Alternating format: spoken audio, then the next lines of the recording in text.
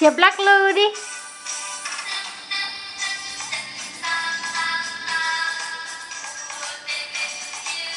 Diệp ơi, cười.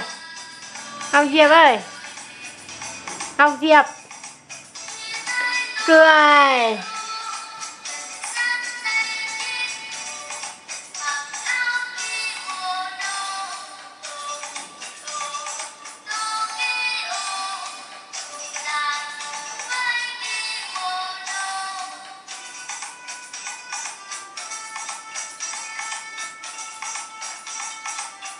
Cười chưa?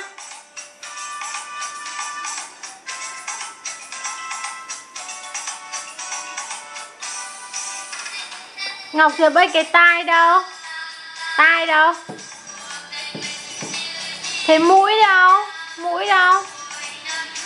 Ngọc Diệp ơi, mẹ hỏi này, mũi đâu? Mũi. Diệp ơi, mũi đâu? Mắt đâu? Mẹ hỏi không nghe nha.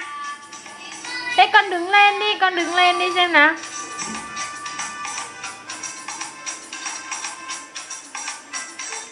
Này, Ngọc Diệp ơi. Ngọc Diệp. Ngọc Diệp ơi. Này. Ta khôi đâu?